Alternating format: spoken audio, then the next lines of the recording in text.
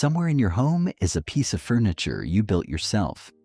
A bookshelf, a bed frame, a wardrobe that arrived as flat sheets of particle board, a bag of screws, and a single sheet of instructions with no words on it at all. You spent an afternoon on the floor with a hex key, sometimes more than once, and at the end of it, you didn't feel annoyed. You felt like you'd accomplished something. That's not an accident. IKEA built an entire company around it. IKEA sells more than 40 billion euros a year in furniture. Nobody gets to see finished until they finish it themselves, in a market full of competitors who'll deliver the same category of product fully assembled for a similar price. On paper, that should be a disadvantage. In the next few minutes, I'll show you the actual psychology behind why it isn't. The real reason self-assembly makes you value the furniture more instead of less, and the one condition that has to be true for any of it to work. Here's what doesn't add up. Getting furniture delivered fully assembled is objectively less work for the customer. Every incentive in retail points toward removing friction, not adding an hour of someone's evening back to them as a chore. And yet, IKEA has been the largest furniture retailer in the world for decades, selling the exact category of product other retailers try to make effortless. The friction wasn't something IKEA failed to remove. It's something IKEA is quietly counting on. In a study published in 2012, researchers Michael Norton, Daniel Mochon, and Dan Ariely gave one group of people a plain IKEA storage box, already built, and asked what they'd pay to keep it. They gave another group the same box flat-packed, had them assemble it themselves, then asked the same question. The people who built it themselves bid 78 cents on average. The people handed the finished box bid 48 cents. Same box, same materials. The only difference was who put it together, and that alone made it worth 63% more to the person who built it. Norton and his colleagues called it the IKEA effect.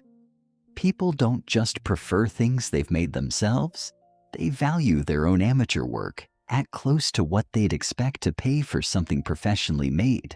The story everyone already knows is the shipping math. In 1956, an IKEA designer named Gillis Lundgren couldn't fit a table into his car after a catalog shoot, so he took the legs off and packed them separately. That fix became the entire flat pack model, and it's real. Shipping furniture unassembled means dramatically more units fit in the same truck or container, a genuine and well-documented cost advantage.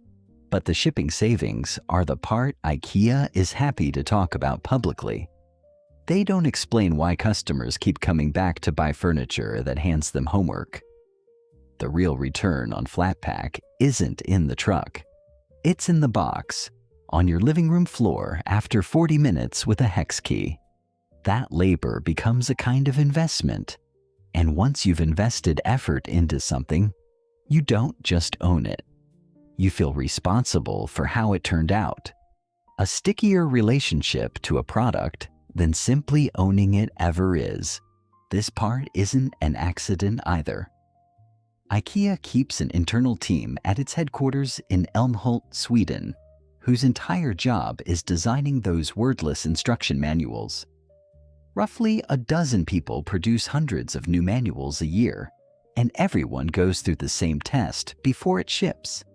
Someone with no product knowledge has to assemble the item using nothing but the pictures. If a single test builder gets stuck, the manual isn't finished.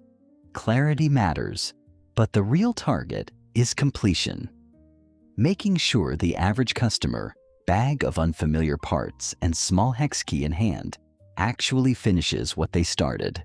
That detail matters more than it sounds, because Norton's own research found something else buried in the data. The IKEA effect doesn't hold no matter what happens. In a separate part of the same study, When people built something and then watched it get taken apart in front of them, or simply gave up partway through, the extra love for their own labor didn't just shrink. It disappeared completely. Effort only turns into attachment if the effort actually finishes. An abandoned build isn't a smaller version of the IKEA effect. It's the opposite of it, closer to regret than pride. Which is why every wordless diagram and every clearly numbered bag of screws is the mechanism that makes the entire psychological trade work in IKEA's favor instead of against it. That's the effort premium. Value rises with the labor a person puts in themselves, but only on the far side of a finished thing. IKEA didn't just find a cheaper way to ship a bookshelf. It found a business model where making the customer do part of the work is the product. Next time you're annoyed halfway through assembling something, that annoyance is doing exactly what it's supposed to. It's the price of caring about the result more than you would have otherwise. Subscribe for more on the psychology built into the products you already own. Next up, why loyalty programs make you feel like you're winning, even when the math says you're not.